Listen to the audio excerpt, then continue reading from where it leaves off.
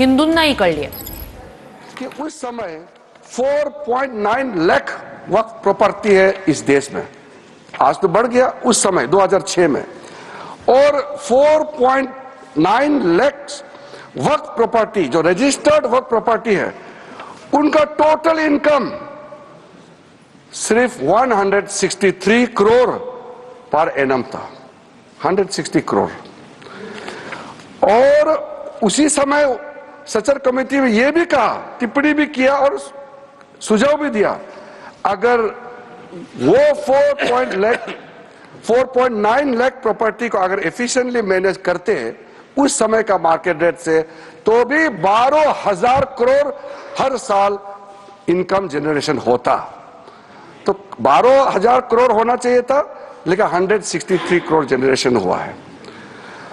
फिर उसके बाद में हम लोगों ने आकलन किया, आज का दिन में 8.72 लाख जो प्रॉपर्टी है, इतना बढ़ गया, उसका तो हम हिसाब भी नहीं लगा सकता है। और मुझे हिसाब भी लगा के आंकड़े पेश नहीं करना चाहिए, क्योंकि मार्केट का अपना अपना एक फॉर्मूला होता है।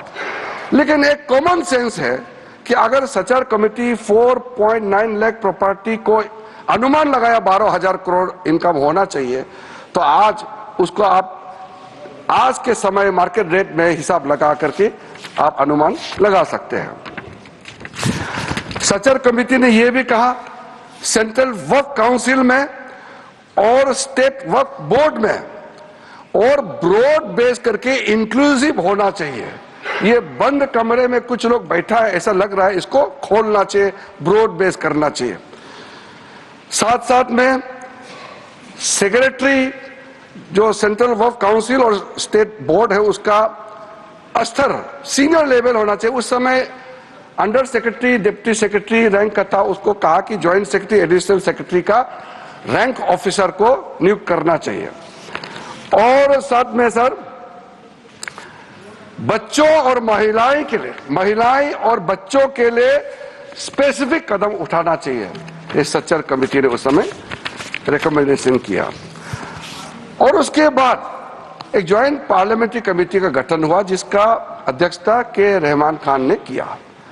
और के रहमान खान जी अल्पसंख्यक मामलों का मंत्री भी रहा है, वरिष्ठ सदस्य थे।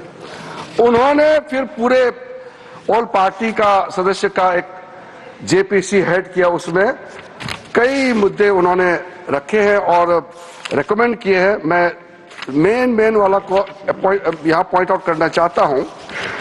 एक तो उन्होंने पॉइंट आउट किया कि जो इंफ्रास्ट्रक्चर है वक्फ बोर्ड का, वो काफी नहीं है और मैन पावर और फंड बहुत ही मीगर है, कम है, छोटा है, वो काफी नहीं है। दूसरा कहा कि ऐसा लगता है कि सारा जो झंझट है वो मुतावली पे केंद्रित है। मुतावली को कैसे अपॉइंट करना चाहिए, कैसे हटाना चाहिए, सारा विषय वही केंद्रित है। इसको भी पॉइंट आउट किया है। फिर डॉक्यूमेंटेशन के बारे में और सर्वे के बारे में वक्फ प्रॉपर्टी और लीगल जो सेटअप होना चाहिए वक्फ को लेकर के, इसके बारे में भी। Computerisation of Waqf board, central data bank होना चाहिए, इसका भी उस समय के जेपीसी ने कहा। म्यूटेशंस, रेवेन्यू रिकॉर्ड, और to adopt sound and acceptable financial and budgetary practices, इसका भी सुझाव दिया।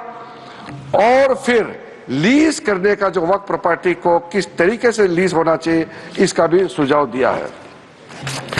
जितना ये 3 कमिटी रिपोर्ट्स सचर कमेटी को मिलाते हुए जो जो मुख्य रिपोर्ट रिकमेंडेशन किया है, सर मैं आपके माध्यम से सदन को बताना चाहता हूं, वो सारा रिकमेंडेशन रिपोर्ट को हम लेकर के आज ये बिल लेकर के, अमेंडमेंट बिल लेकर के इस सदन में आया है।